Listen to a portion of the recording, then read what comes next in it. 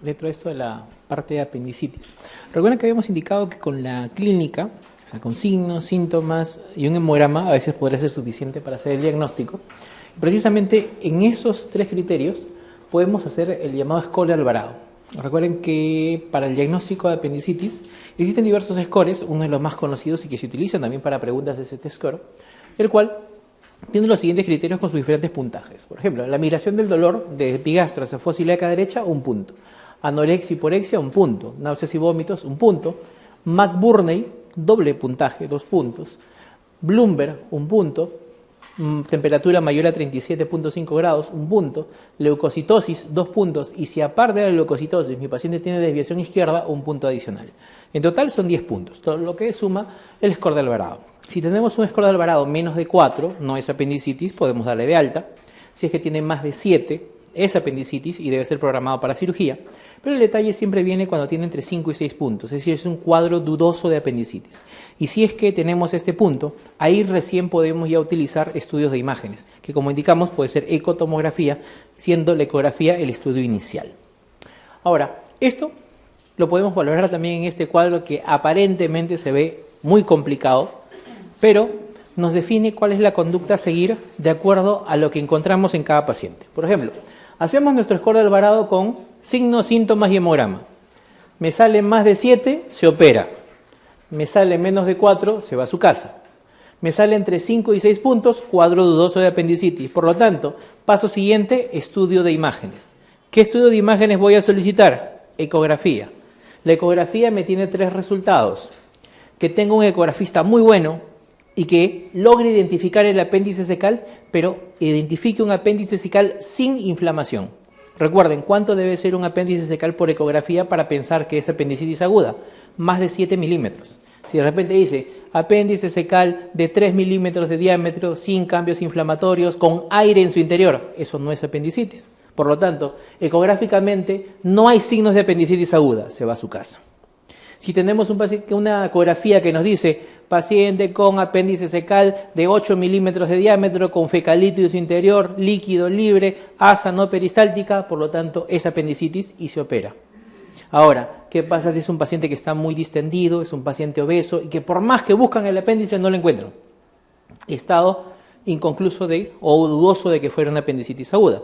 Si es que esto ocurre, paso siguiente, estudio de imágenes adicional. ¿Cuál es? Tomografía. Pero acá miren lo que dice la guía, dice tomografía o resonancia.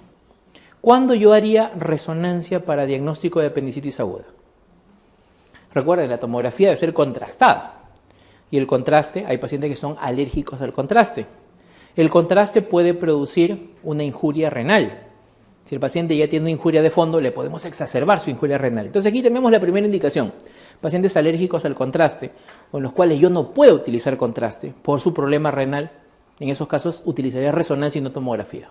¿Cuál es otro caso donde yo utilizaría resonancia para el diagnóstico de apendicitis aguda? Y no tomografía, obviamente. Gestantes. Si tenemos una paciente gestante con sospecha de apendicitis aguda y en la ecografía no fue contributorio, debemos estar completamente seguros de que sea o no sea una apendicitis. Por lo tanto, la resonancia también es el estudio de elección. Porque recuerden que no podemos hacer tomografía a una paciente gestante por todas las complicaciones que eso conlleva, sino más congresistas nos van a nacer en esos casos, ¿no? Igual, 3 resultados. Hago la tomografía de resonancia, no signos de apendicitis, alta. Signos de apendicitis positivos por tomografía de resonancia, se opera. Pero si mi paciente tiene un cuadro dudoso, de repente le pidieron sin contraste o es una tomografía de cortes muy amplios, en esos casos, nuevamente, cuadro dudoso de apendicitis aguda. ¿Qué hacemos? Recuerden que para este primer Alvarado, hasta el resultado de la tomografía, ¿cuánto tiempo debe haber pasado? Idealmente 3 a 4 horas, si estamos en nuestro país 8 o 10 horas hasta más, ¿no? Entonces, para esa evolución de tiempo, de repente el paciente llegó con pocas horas de apendicitis, llegó pues con 7 horas, 6 horas de apendicitis. Aquí ya pasó y ahora está con 14 horas, 18 horas de apendicitis. De repente a esa altura yo lo vuelvo a reevaluar, le vuelvo a hacer nuevamente un score de Alvarado y ahora ya encuentro un McBurney claro, ya encuentro un Bloomberg mucho más claro, ya encuentro en el hemograma mayores cambios, ya encuentro desviación izquierda, ya encuentro leucocitosis y eso puede hacer que mi cuadro sea mucho más florido. Entonces, si la tomografía me sale inconclusa o dudosa, vuelvo a hacer un score de Alvarado nuevamente. Clínico y laboratorial, hemograma de control. Y acá, nuevamente, me salió menos de 4, alta. Me salió más de 7, se opera. ¿Y qué pasa si te vuelve a complicar la vida? 5 o 6 puntos. Te dicen, ¿no? Nuevamente, dudoso. Última opción, laparoscopía. Laparoscopía diagnóstica. Y recuerden que la laparoscopía diagnóstica, se mete el tubo por el ombligo, te diriges a la región ileocecal y ves, ¿no? Directamente. Eso no es apendicitis. Si es apendicitis, por misma vía laparoscópica sale, no hay mayores problemas. Si no es apendicitis, se ganó el residente porque va a sacar un apéndice sumamente fácil sin inflamación. Porque tienes que sacar el apéndice, ¿no? Si entraste por una sospecha diagnóstica de apendicitis, si lo dejan el apéndice, de ahí se confunde, van a decir, no, ya lo operaron y crean mayores problemas a futuro. Ahora, si no es apendicitis, ¿qué es lo que hay que hacer adicionalmente a hacer la apendicectomía en ese paciente? Hay que ver la pelvis. Si es mujer, hay que ver la pelvis, hay que ver trompas, hay que ver ovarios, porque ahí podría estar la causa del dolor, ya que el dolor es lo que ha llevado a la paciente a las operaciones. Si no hay nada en la pelvis o es un paciente varón, identifican la válvula ileocecal y van a revisar 1 metro de ilium, buscando ¿qué cosa? Divertículo de Meckel. Eso es lo que se evalúa si es que hay apéndice cecal no inflamado, porque algo debe provocar el dolor. La apendicitis se opera si 2 abordajes abierto laparoscópico. Si hacen abordaje abierto, miren sus diferentes incisiones. Transverso Rocky Davis, oblicua o McBurney, para mediana derecha infraumbilical o incisión de Gallagher. Incisión mediana infraumbilical. Diferentes formas de utilizar. La más frecuente a utilizar, Rocky Davis. ¿Sí?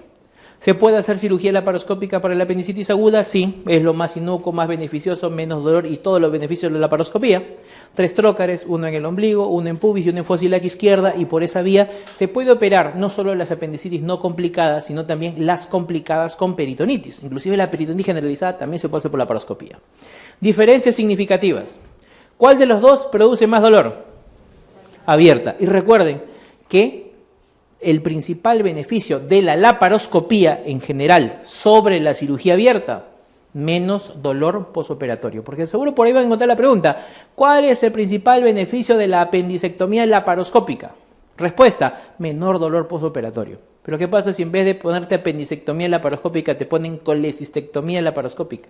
Gastrectomía laparoscópica, hernioplastia laparoscópica? La respuesta siempre va a ser la misma. Menor dolor posoperatorio. Ese es el principal beneficio de la laparoscopía sobre cirugía abierta.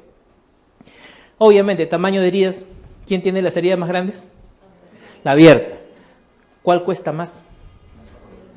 La laparoscopía. ¿Por qué? La cirugía abierta se puede hacer con anestesia raquídea epidural.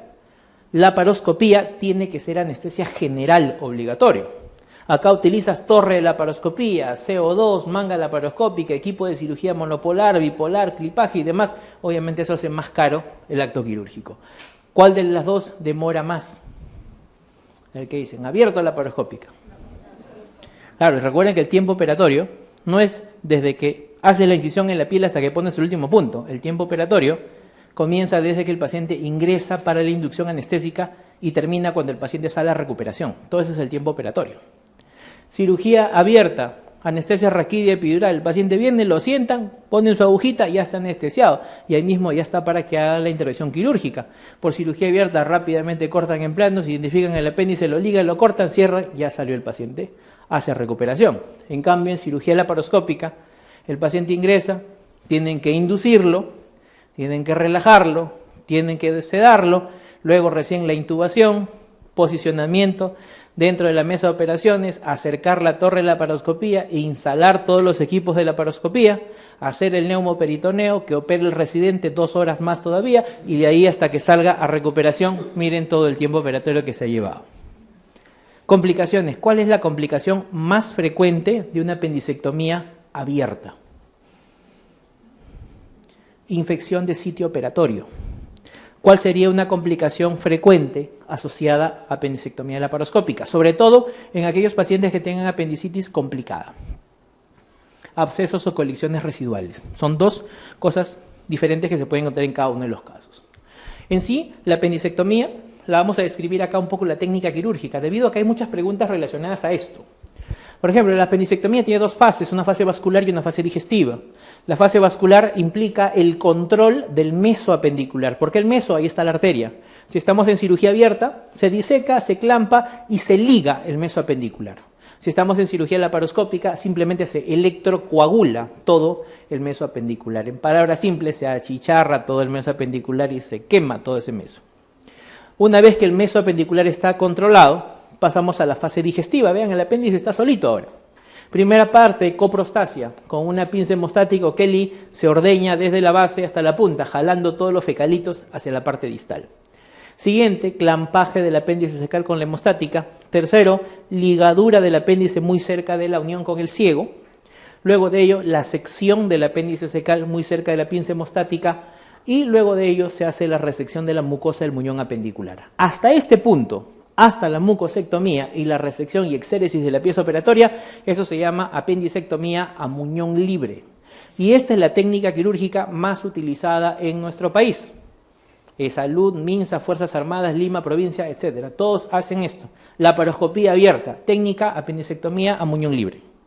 Ahora, esta figura que ustedes ven acá, esta es del Savistone, que es un libro americano, en la cual ellos, aparte de hacer la apendicectomía, miren, le ponen puntos en Z o hacen una jareta alrededor del apéndice e invaginan el muñón apendicular. Ellos lo hacen de rutina, lo hacen a todos sus pacientes. En nuestro país lo hacemos solo en casos seleccionados. ¿Cuándo? Cuando la base apendicular está comprometida.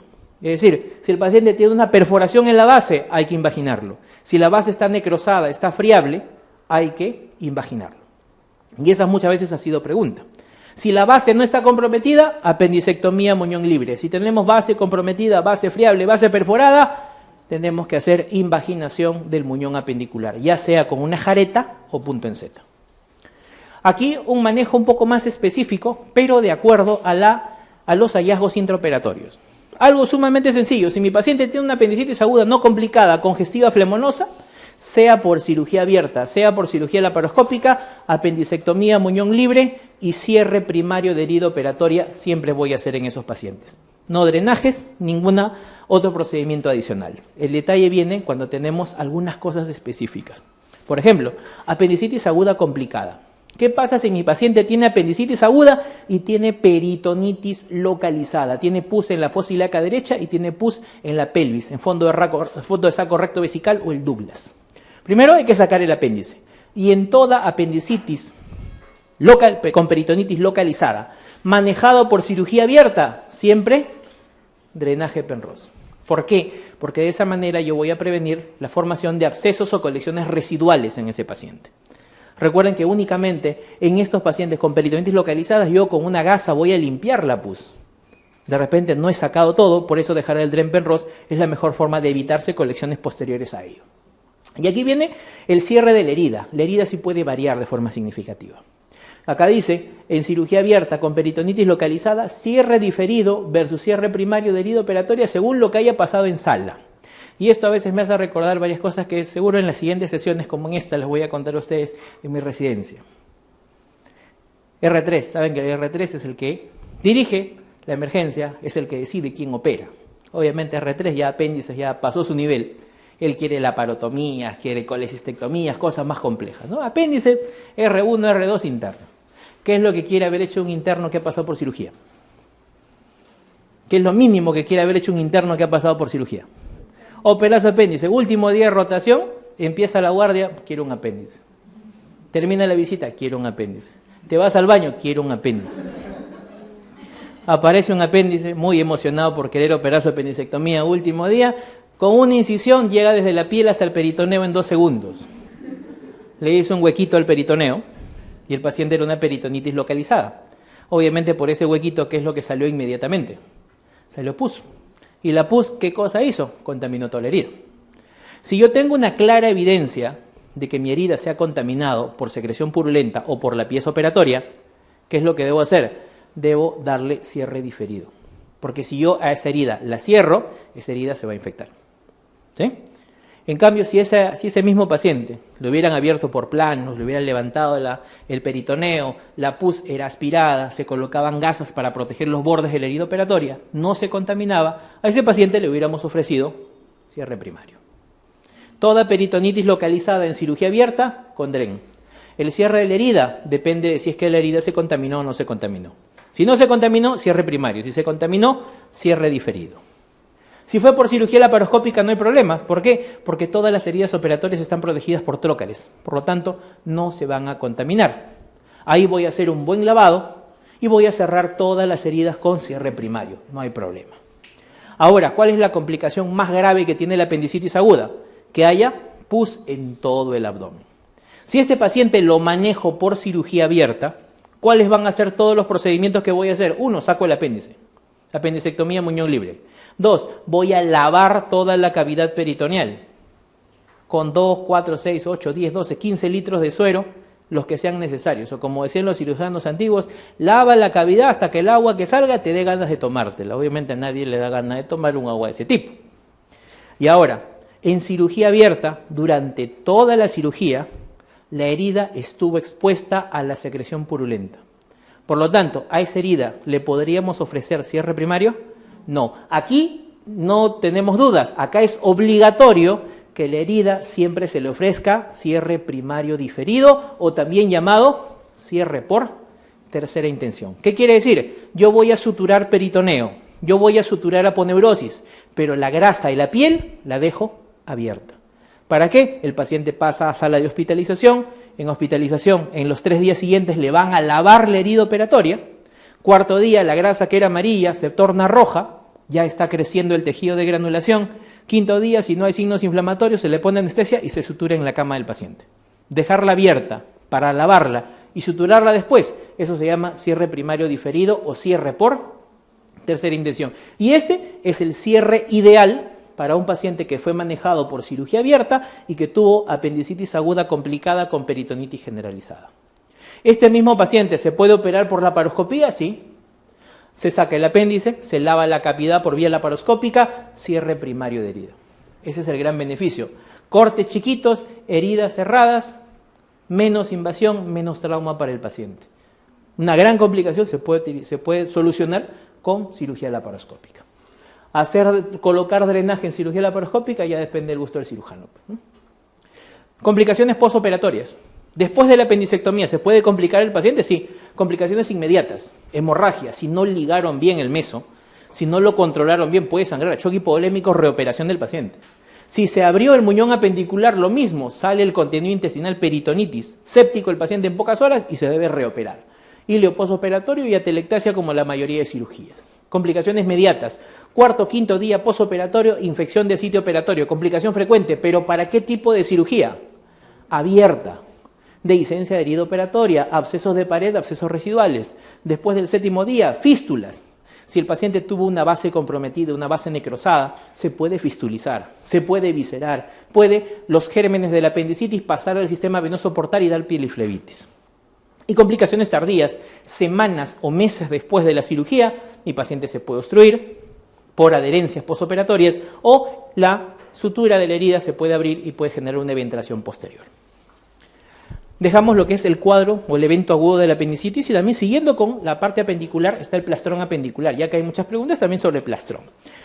Una pregunta que muchas veces yo le hago a los internos en los servicios de cirugía, cuando pasamos visita le digo, defíneme plastrón con 2 palabras nomás. Solo 2 palabras. Y ellos comienzan, el plastrón es un, y acabaste, ya tienes 2 palabras. Defíneme plastrón en 2 palabras. Y acá está. Un plastrón es un tumor inflamatorio. Esa es la definición de plastrón.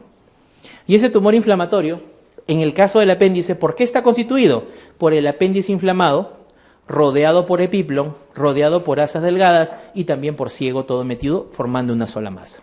Recuerden que eso, el mismo abdomen, lo hace como mecanismo de defensa. ¿Para qué? Para controlar una infección, para evitar que un apéndice perforado se complique y termine como una peritonitis generalizada. Para eso se forma el plastrón. Ahora, para tener el diagnóstico de plastrón, 3 criterios. Primero de ellos, mi paciente en el examen físico tiene que tener masa dolorosa en fosa ilíaca derecha. ¿Cómo debe estar el resto del abdomen? Normal. todo el dolor y la masa fosiliaca derecha. Yo le palpo todo el resto del abdomen, blando, depresible, sin dolor. Eso es la clínica de un plastrón. Porque ¿qué pasa si yo palpo más en fosiliaca derecha y está peritoneal en el resto del abdomen? Eso no es un plastrón, es una apendicitis complicada con peritonitis generalizada. No debe haber dolor en el resto del abdomen. Segundo, mi paciente tenga un cuadro clínico sugerente de apendicitis. Le preguntas, ¿cuándo inició todo este problema? Hace una semana. ¿Cómo? Dolor en epigastro que después migró a fosiliaca derecha y no tenía hambre. Clínica de apendicitis. ¿Qué más? Que tenga más de 4 días de evolución. Todo ello viene a ser la clínica de un plastrón apendicular. ¿Qué debo tener en cuenta? Retraso en la consulta. El paciente de repente llega en la fase prodrómica, cuando el dolor estaba en epigastrio. Llega al hospital, no es una gastritis, toma omeprazol y vete. Luego pasa por el amigo, la vecina, la comadre, la nena del mercado, el curandero, le dan todos un montón de cosas y al final cuando llega al hospital una semana después ya estaba plastronado el paciente. Diagnósticos errados, retraso en el manejo quirúrgico pueden contribuir a que esto se desarrolle. Cuando hablamos de plastrón apendicular, 2 términos. Recuerden que plastrón es lo mismo que flemón apendicular. Si yo quiero buscar literatura en inglés de plastrón apendicular, no lo debo buscar como plastrón, lo debo buscar como flemón apendicular. Si no, no lo voy a encontrar. Y otro es el absceso apendicular. Recordamos ciencias básicas, matemáticas, ¿no? ¿Qué cosa es un flemón o plastrón apendicular? Es un tumor inflamatorio formado por epiplon, asas delgadas, colon, que están rodeando un apéndice inflamado. Masa sin pus, flemón o plastrón. Si a esta masa yo le agrego una colección purulenta, le agrego pus, el resultado de esto, ¿cómo se llama? Absceso. Masa sin pus, flemón. Masa con pus, absceso. Y recuerden, principio básico de los abscesos. Absceso diagnosticado, hay que drenarlo, ¿no? Y eso va a ser, recuerden, para el tratamiento. Todo paciente que tenga cuadro clínico de plastrón apendicular, para poder diferenciar si es flemón o si es absceso, estudio de imágenes. Mínimo, una eco. Pero lo ideal, ¿qué es lo recomendable? ¿Qué es lo mejor para un plastrón? TAC, es lo mejor. Tratamiento del plastrón. ¿Qué cosa le voy a dar a un paciente con plastrón apendicular? Manejo médico y apendicectomía de intervalo. Eso es lo que dice la guía de manejo de pacientes con plastrones apendiculares. ¿En qué consiste el manejo médico? Paciente hospitalizado, NPO, antibióticos y analgésicos. Ese es el manejo médico para el flemón.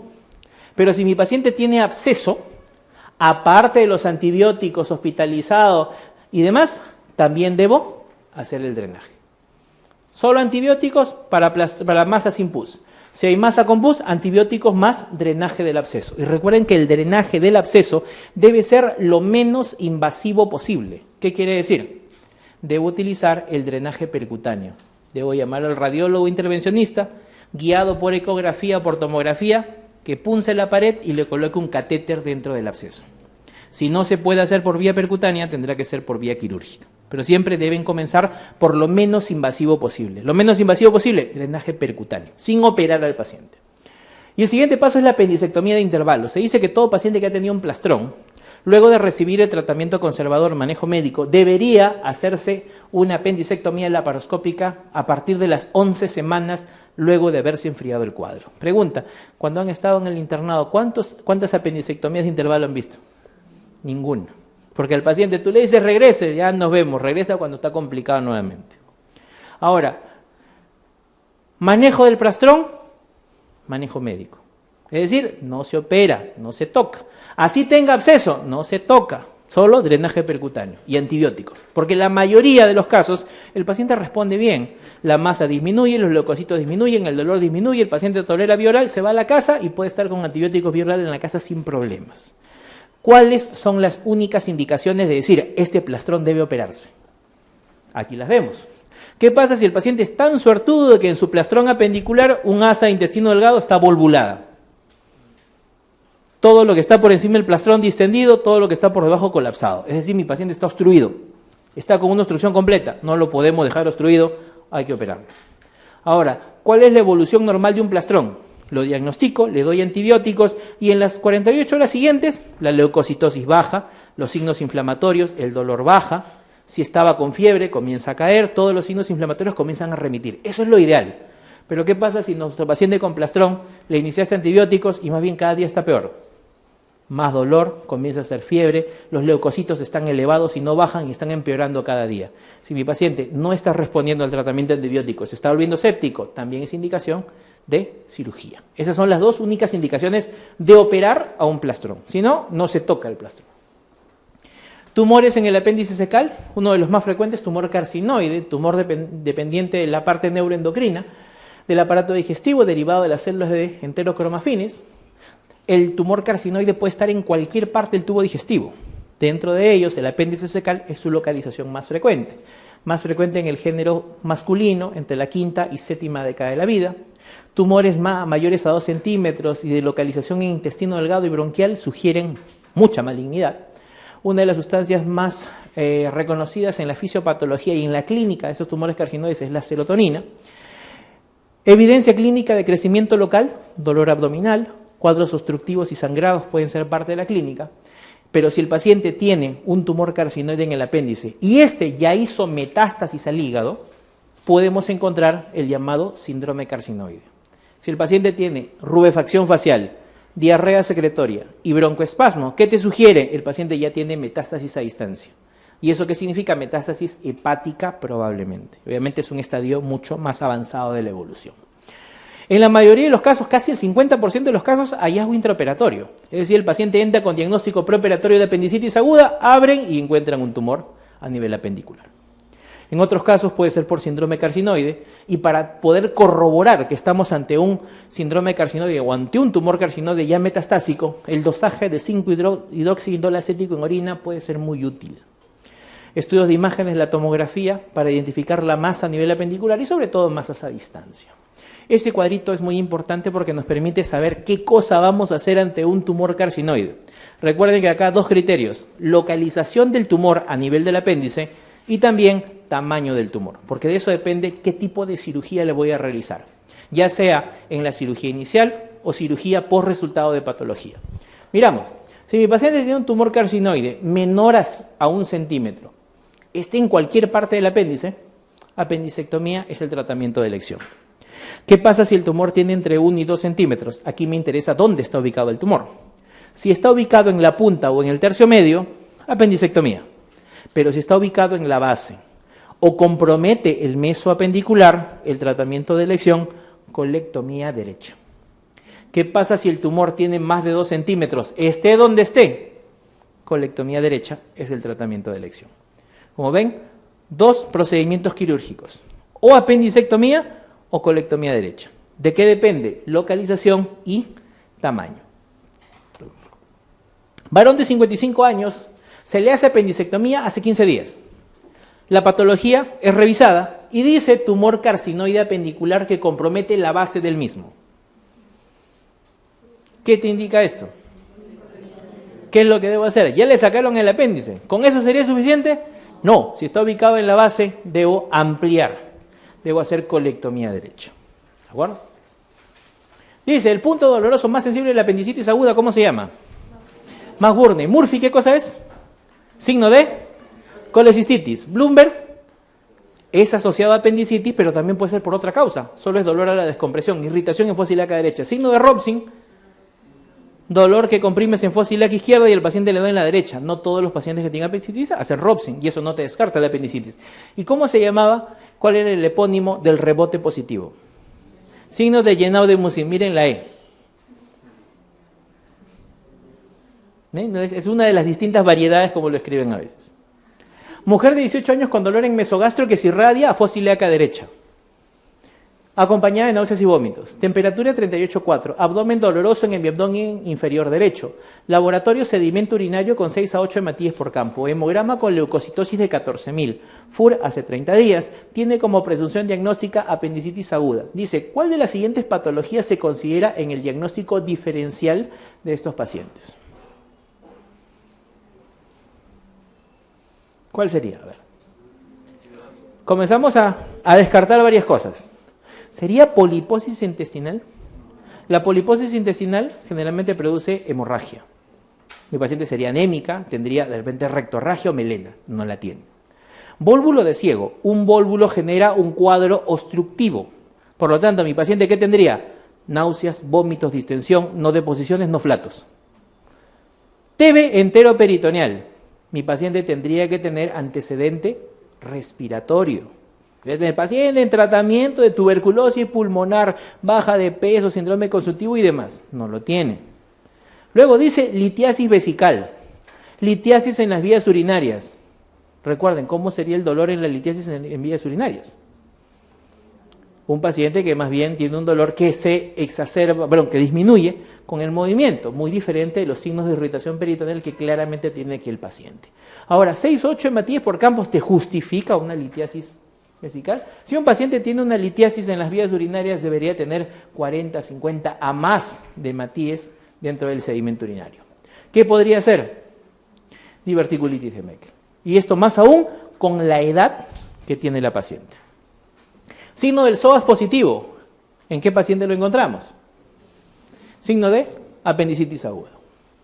Dejamos lo que es la apendicitis y vamos a otro cuadro sumamente frecuente, también en preguntas, etiología y sobre todo manejo, que son los cuadros obstructivos. ¿Qué tenemos? Una obstrucción es una detección completa y persistente del contenido intestinal en algún tramo del tubo digestivo. La obstrucción puede ser mecánica o funcional. Mecánica quiere decir que hay algo que está bloqueando la luz intestinal. Y por lo tanto, en la mayoría de los casos, las obstrucciones mecánicas son quirúrgicas. Hay que resolverlas quirúrgicamente. Y otras son las funcionales, y las funcionales van al hilio paralítico. Recuerden que el hilio paralítico generalmente es secundario a otro problema de fondo. Y en la mayoría de los casos, el hilio paralítico o las causas funcionales no se operan. Manejo conservador, manejo médico o tratar el problema de fondo. Ahora, ¿cómo nos damos cuenta o cuáles serían la clínica de los problemas funcionales o mecánicos? Aquí los tenemos. Hilio paralítico, causas funcionales, obstrucción mecánica. Dolor abdominal en el hilio paralítico, leve. En cambio, en la obstrucción mecánica, el dolor se va incrementando progresivamente en el tiempo.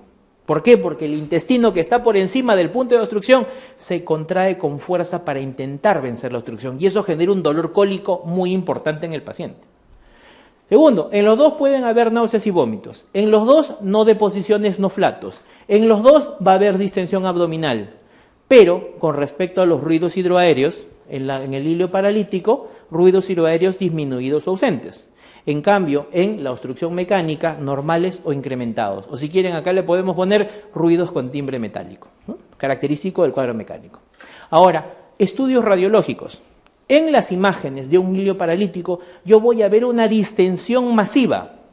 Distensión de estómago, intestino delgado, colon recto. Todo está distendido. En cambio, en una obstrucción mecánica, ¿qué cosa voy a encontrar? Voy a encontrar del punto de obstrucción hacia proximal, distendido. Del punto de obstrucción hacia distal, colapsado. Y aquí lo podemos ver en la imagen. Aquí está ubicado un cálculo. Por encima del cálculo, todo distendido. Por debajo del cálculo, todo colapsado. Esa es una imagen de un cuadro obstructivo mecánico. Y estos son quirúrgicos. Causas de obstrucción. Las podemos clasificar de esta manera: intraluminal, intrínseca y extrínseca. Intraluminal quiere decir que hay algo que está en la luz que está bloqueando este segmento del tubo digestivo. ¿Qué cosa puede ser? Tumores polipoideos. Cálculos biliares, el famoso hilio biliar. La obstrucción producida por un cálculo es un ejemplo de una obstrucción intrínseca. Las invaginaciones o intususcepciones, más frecuentes en el paciente pediátrico, también son intraluminales. Impactaciones fecales, ascaris, besoares, intraluminales. Cuerpos extraños por arriba o por el otro extremo del tubo digestivo también son causas intrínsecas o intraluminales, perdón. Lesiones intrínsecas, ¿qué quiere decir? Algo está naciendo en la pared del intestino que está bloqueando la luz. Problemas congénitos, atresias. Problemas adquiridos, alguna estenosis. Si un paciente tiene un cáncer, por ejemplo, un cáncer de colon izquierdo, este cáncer comienza a crecer, la luz la comienza a cerrar hasta que la bloquea y genera un cuadro obstructivo.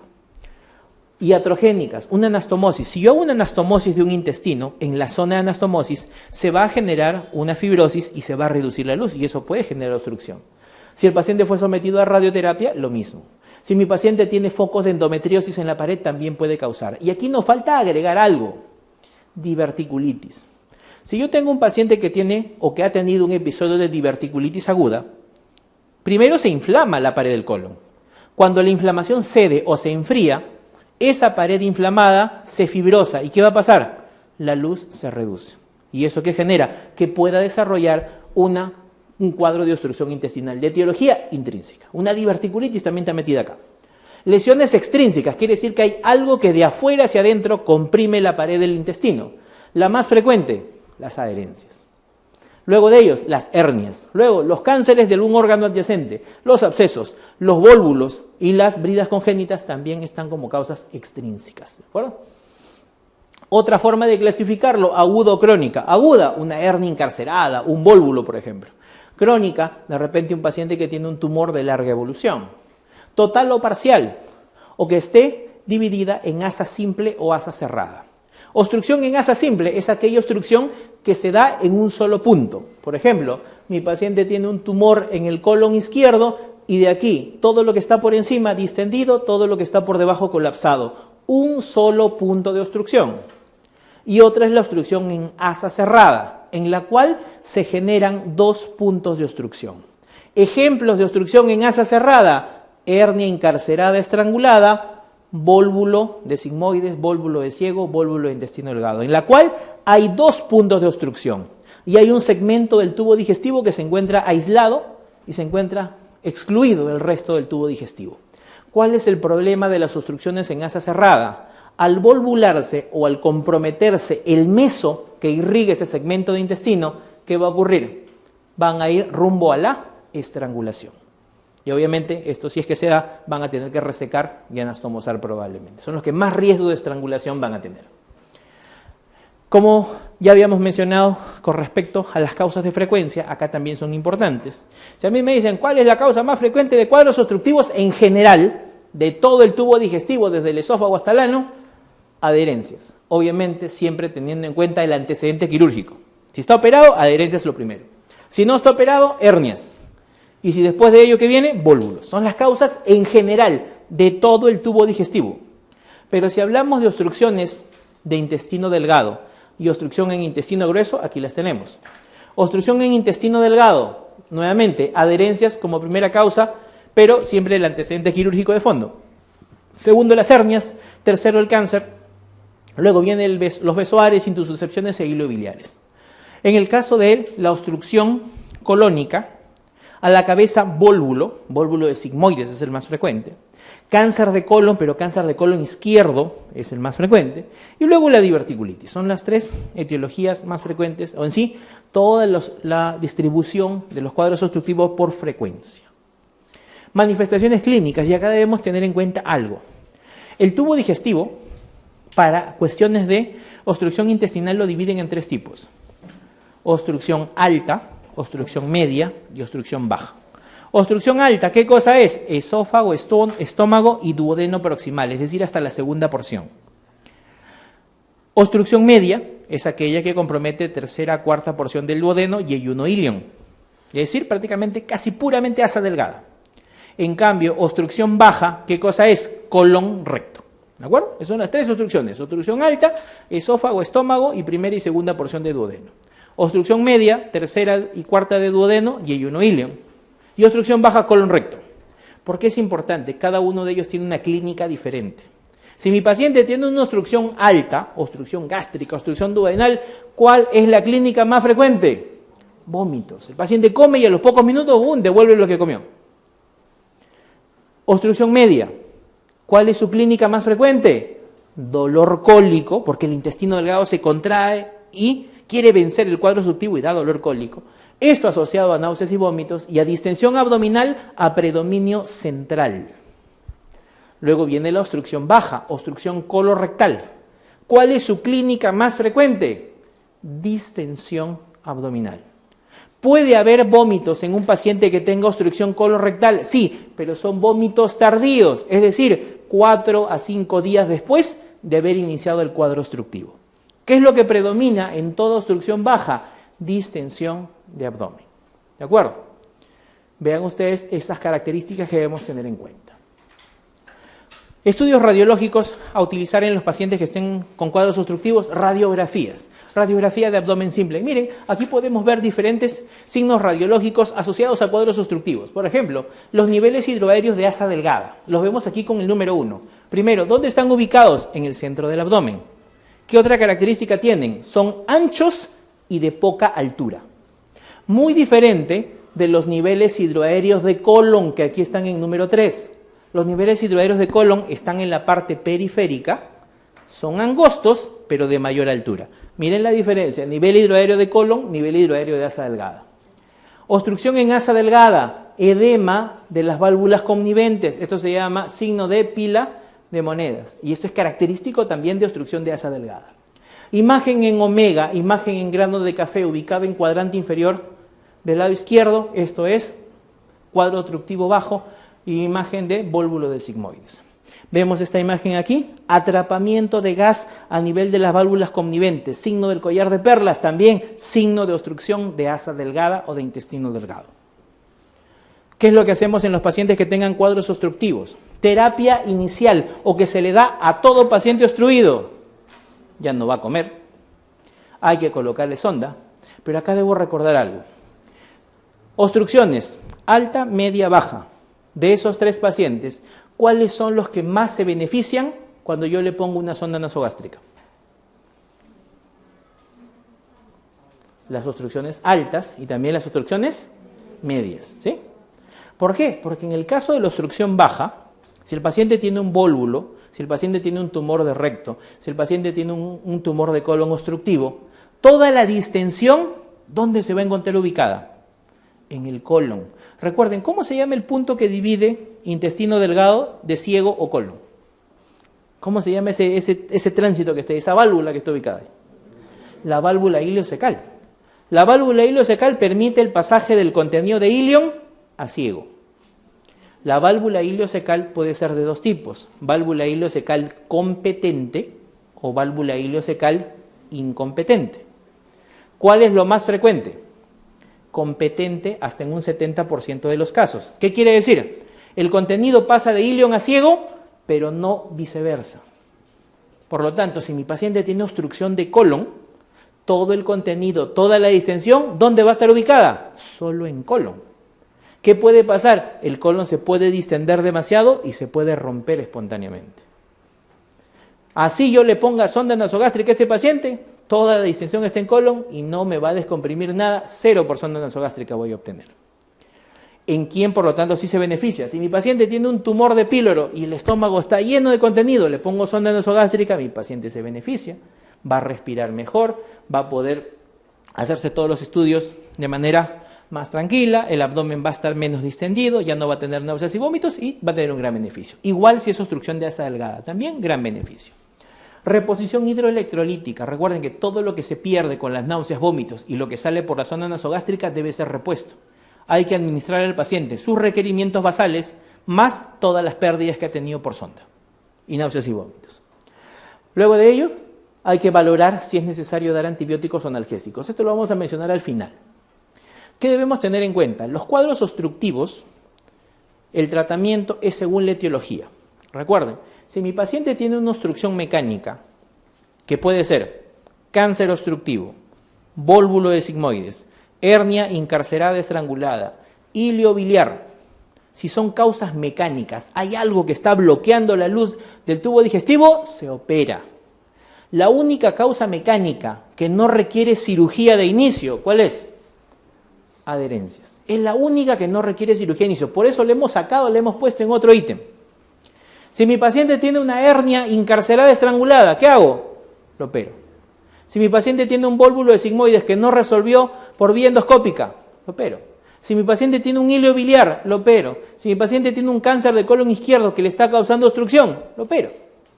Programación quirúrgica. La única obstrucción mecánica que no se opera, adherencias. ¿Por qué? La ponemos abajo.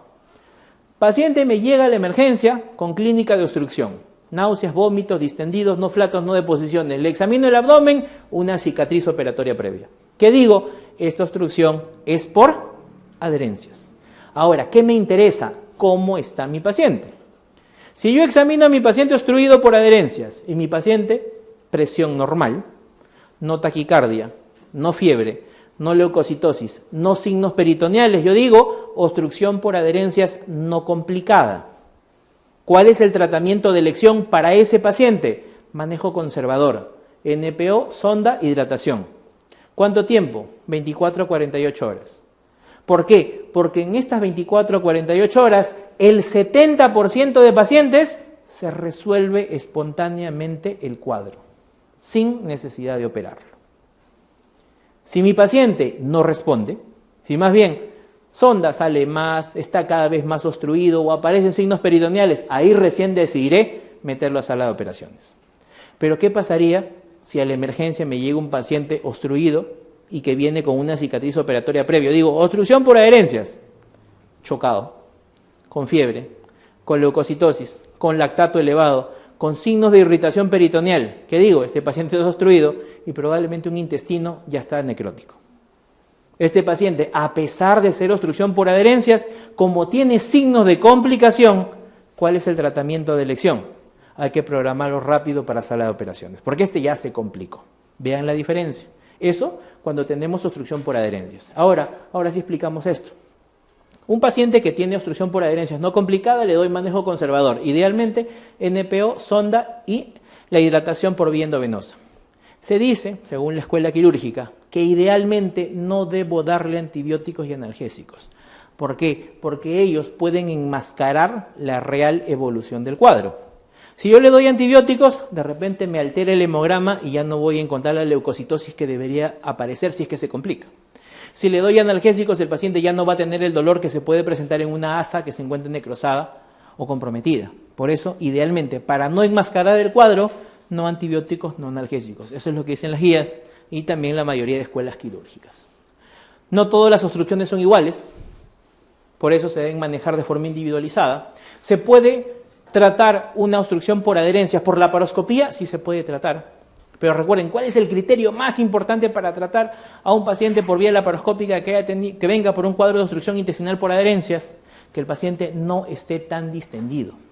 ¿Por qué? Cuando uno dice obstrucción por adherencias, se imagina, pues, y eso es lo que imaginaba cuando era recién de primer año, dije, el abdomen debe estar como una telaraña, ¿no? Todos los intestinos pegados, adherencias firmes en todos los lugares. Pero a veces sucedía que el paciente llegaba obstruido por adherencias, se decidía hacer la cirugía porque no estaba evolucionando bien y cuando entraba a esa cavidad, una adherencia.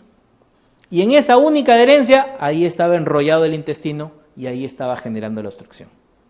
A veces se puede hacer la laparoscopía, se hace el neumoperitoneo, se identifica la única adherencia, se corta la adherencia y se acabó la cirugía. Menos trauma para el paciente. Criterio para hacer la laparoscopía, menor distensión abdominal. Abordaje e incisión adecuada. Se dice que si un paciente ya fue operado y tiene una incisión previa, idealmente debo entrar por una zona lejos de la incisión previa, porque es muy probable que en la zona de la incisión ahí estén pegados todos los intestinos. Si no, ¿qué me va a pasar? Voy a hacer piel, grasa, aponeurosis, peritoneo, luz intestinal, ¿no? Me voy a meter al intestino y voy a lesionarlo y de forma inadvertida. Y otro es que si ingreso para operar a un paciente obstruido, debo identificar y solucionar la obstrucción. Paciente de 79 años que acude a emergencia por recrudecimiento de dolor abdominal que se acompaña de náuseas, vómitos, distensión abdominal y que a la vez en la radiografía se ven niveles hidroaéreos y aerobilia. O sea, acá me están describiendo un cuadro clínico de obstrucción intestinal. Náuseas, vómitos, distensión, cuadro clínico de obstrucción intestinal, pero en la radiografía, aparte de niveles, que es lo que tiene una obstrucción intestinal, encuentro aerobilia. ¿Qué cuadro clínico hace la mezcla o hace la conjugación de cuadro obstructivo más aerobilia? ¿Cómo se llama eso? Iliobiliar. Cáncer vesicular infiltrante, baja de peso, ictericia va a ser lo que yo voy a encontrar. Si mi paciente tiene perforación intestinal, ¿qué cosa debió haber encontrado en la radiografía? En vez de aerobilia, ¿qué cosa debió haber habido? Neumoperitoneo. Úlcera penetrante del páncreas. Si está úlcera penetrante del páncreas, mi paciente tendría dolor de tipo pancreático, dolor de tipo pancreatitis aguda. No tendría niveles hidroaéreos, no tendría aerobilia. Luego dice colecistitis aguda. La colecistitis aguda da dolor en cuadrante superior derecho, pero no da signos de obstrucción intestinal, y menos aún aerobilia. Mujer de 38 años con tiempo de enfermedad de 3 días caracterizado por dolor abdominal tipo cólico, náuseas, vómitos, no deposiciones, elimina flatos desde hace 2 días. Mal estado general, polimneica, con abdomen muy distendido a predominio superior timpánico con ruidos hidroaéreos aumentados. Al tacto rectal, ampolla vacua, no se evidencian masas. ¿Cuál es el diagnóstico más probable que tenga este paciente? A ver. ¿Qué podría ser? ¿Sería un cáncer de recto? ya lo hubieran palpado en el tacto rectal. Hubiera sido un fecaloma, ya lo hubieran palpado en el tacto rectal. ¿Sería una colecistitis, una colitis ulcerativa? Difícil que sea esto. ¿Sería un síndrome pilórico? ¿Sería un vólvulo de sigmoides?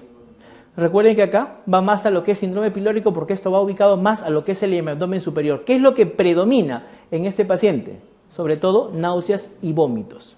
Y además dice, con abdomen muy distendido a predominio superior.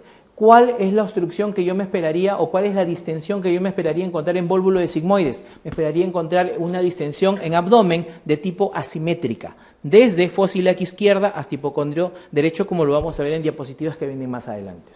40 años de edad, posoperado de apendicitis aguda. Hace un año presenta, y ahora presenta náuseas, vómitos biliosos y estreñimiento acompañado de distensión abdominal moderada.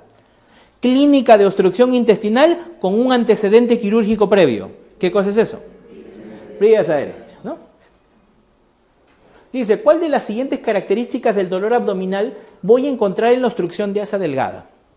Recuerden, ¿cómo era la obstrucción de un paciente con apendicitis? Un cuadro lento, progresivo en el tiempo. ¿Cómo era el cuadro clínico de una perforación? Un dolor súbito, brusco y de gran intensidad. ¿Cómo era el dolor de un cuadro obstructivo? Dolor de tipo cólico, dolor de tipo calambres, dolor de tipo intermitente. En este caso, cólico y de tipo intermitente es el cuadro clínico de una obstrucción intestinal media. Y acá nos recordamos lo que dijimos, ¿no? Obstrucción alta, vómitos precoces. Obstrucción media, dolor cólico. Obstrucción baja, distensión abdominal. Son las tres características clínicas que no debo olvidar. Paciente de 40 años con antecedente de intervención quirúrgica. Por apendicitis complicada hace 2 años. Ingresa a la emergencia por presentar náuseas, vómitos, dolor moderado, distensión abdominal. Taquicardia, mucosas orales secas, ojos hundidos, timpanismo abdominal, signos de lucha. Señale cuál es la secuencia de manejo. Antes de ver la respuesta. Obstrucción por adherencias. ¿Complicada o no complicada? ¿Qué dicen? Mira. Mucosa seca, taquicárdico, ojos hundidos, timpanismo, signos de lucha. ¿Qué es? Obstrucción complicada. Y recuerden, si fuera no complicada, manejo conservador, manejo médico. Si es complicada, cirugía. Acá me dice secuencia de manejo. ¿Qué es lo primero que hago y en qué es lo que voy a terminar? Lo hidrato, de hecho que sí, está seco el paciente. Tengo que pedirle un control de radiografía, ¿cierto? Para corroborar que en verdad sea una obstrucción intestinal y no sea otra cosa. ¿Pero lo debo dejar en observación? No, esto sería para no complicado. Luego dice, hidratación, radiografía simple de abdomen y laparotomía. Esa sí es la condición. ¿Lo voy a hidratar? Sí, debo compensarlo antes de meterlo a sala. Debo tener la radiografía para confirmar el diagnóstico. Y finalmente el tratamiento es operarlo. 45 años, acude a la emergencia porque en las últimas 14 horas presenta dolor abdominal intenso y vómitos frecuentes. Al examen físico, tumoración umbilical. En la radiografía simple de abdomen se observa dilatación de asas delgadas con niveles hidroaéreos. ¿Cuál es el diagnóstico más probable?